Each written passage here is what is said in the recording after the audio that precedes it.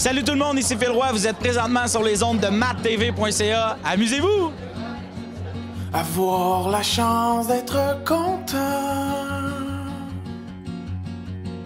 pour un instant qui vole au vent, voir s'en aller les vieux tourments, un nouveau départ qui fixe le temps. Ici Mathieu Penneau de mattv.ca en direct de Radio-Canada sur le 17e tapis rouge du gala Les Oliviers, animé cette année par Laurent Paquet. Pour dévorer le matin, comme si c'était le dernier, boire mon café à deux mains et tricher dans le mot croisé, me faire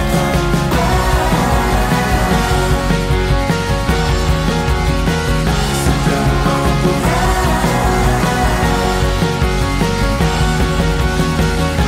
C'est ce soir que le Québec va récompenser ses humoristes. Bref, une grande fête de l'humour. Simon, quel était le pire malaise que tu as créé dans ta carrière d'humoriste jusqu'à maintenant? Oh mon Dieu, il y en a une couple. Il y en a un qui me vient en tête, c'est avec les Chick and Swell. Durant les Oliviers en 2002 ou 2001, on jouait durant la pause, heureusement. Puis on a joué une toune, puis on avait une batterie, mais c'était enregistré, puis la batterie a comme sauté, le disque a sauté. Puis à partir de 2 accords dans la toune, on était tout mêlés.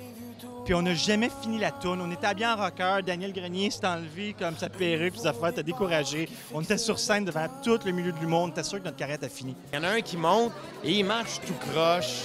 Tu sais, fait qu'on fait bon, c'est son travail pour la batte. Le gars est déjà sous, il est 4 heures de l'après-midi, il est sous. Et plus j'en mets, il n'y a personne qui rit. Je dis, ouais, on me semble que c'est drôle, je les taquine un peu. Puis moi, je continue, je lâche pas, pour savoir à la fin du show que ce gars-là avait une maladie. C'était le Big Boss. C'était dans un bar à Sorel. Et ce que je savais pas, c'est que je faisais partie d'un défilé de bikini. Un défilé érotique. Et il fallait que je fasse un number entre les bikinis. J'ai jamais vu du monde me huer comme ça de toute ma vie. Je fais une joke et tout le monde, il n'y a plus personne qui rit. J'ai entendu ah, et les gens derrière étaient debout, dos à moi. Je me demandais qu'est-ce que j'avais dit pour avoir une réaction de même. C'est parce que quelqu'un était tombé dans les pommes.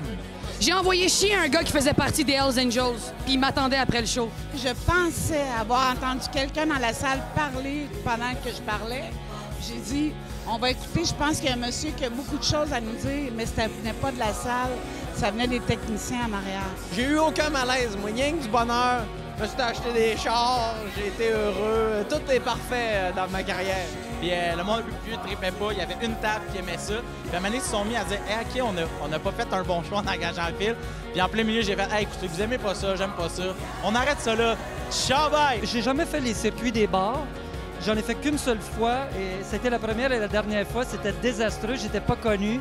J'ai déjà fait un show dans un petit bar à Québec. J'avais un chat, je le lançais dans une boîte, puis le chat, à un moment donné, il y a de l'urine qui sortait de la boîte. Le chat a uriné sur le stage carrément, ça sentait fort. Moi, je me disais, correct, il a le droit de rester assis. Il me doit pas ça de se lever.